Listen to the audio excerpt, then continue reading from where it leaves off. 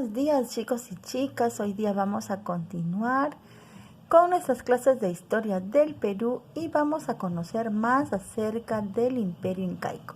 Hoy día vamos a hablar de algunos personajes importantes dentro del imperio y empezamos con el personaje principal, que es el Inca. El Inca era el soberano del imperio, el único hijo del sol. Era considerado también como Dios por ser hijo del dios Sol. Por tal motivo también se le hacían cultos y adoración. También dice que era usado el término Capa Inca o Zapa Inca para dirigirse a nuestro Inca principal. ¿Qué funciones hacían los incas? Bueno, entre sus funciones tenían que organizar la población, es decir, en los ayllus, en los suyos, organizaba toda la población. Además, celebraba los rituales religiosos, también junto con el Huilagumu, que ya vamos a ver.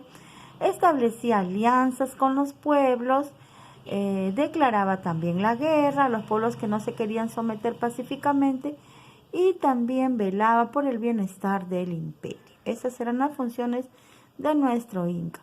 Pero él no estaba solo, sino que tenía a su colla al lado. ¿Quién era la colla? Era la esposa principal del Inca y gobernaba junto con él. Recuerden que el Inca podía tener muchas esposas, pero la principal era la colla. Era considerada también como un ser sagrado, hija del sol y de la luna. Se dice también que era su hermana.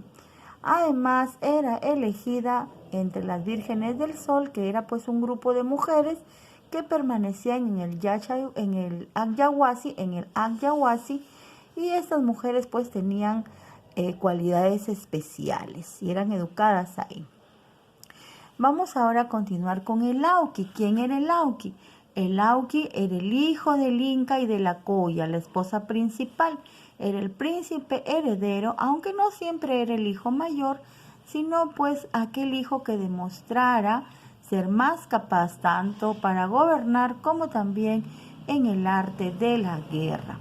Continuamos pues con nuestros personajes y ahora veamos quién fue el Huilagumu. El Huilagumu era el sumo sacerdote o sacerdote principal del imperio Inca. Era pariente cercano del Inca. ¿Qué hacía? Él presidía las ceremonias religiosas y además su trabajo era ser el consejero del Inca. Continuamos entonces con los famosos Quipu Camayoc. ¿Quiénes eran los Quipu Camayoc? Eran funcionarios del estado Inca, eran hombres especializados en el uso de los quipus. Eran los más importantes secretarios de los incas y se especializaban en leer y archivar los quipus. Estos Quipu Camayoc tenían también derecho a la educación en los Yachayhuasi. Aquí tenemos un quipu, que era un sistema de conteo a través de cuerdas con nudos. Bien, ahora tenemos acá a los amautas. Mis colegas, los amautas, eran los maestros de la época incaica. Se dedicaban a la educación formal de los hijos nobles y también del Inca. En el imperio se dice que hubieron dos clases de educación.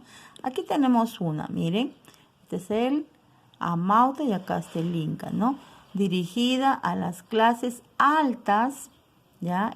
Uno de los tipos de educación era que el amauta le enseñaba al Inca, los hijos del Inca y también a los hijos de toda la nobleza, directamente el amauta.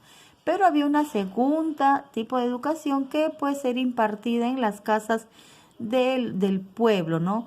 Educación que se impartió en las casas del pueblo. Acá las familias tenían la responsabilidad de educar a sus hijos. Ellos no iban a los Yachayhuasi, sino que en su misma familia se educaban, ¿no? ¿Dónde eran los Yachayhuasi? Los Yachayhuasi eran como los colegios, llamados casas del saber. Ahí solamente iba el Inca, los hijos del Inca y los hijos de los nobles, ¿no? Mientras que los hijos de la gente del pueblo solamente se les educaba en su casa, por su familia, por sus padres. Acá están sus padres, ¿no? Ellos se encargan de la educación de los hijos en casa.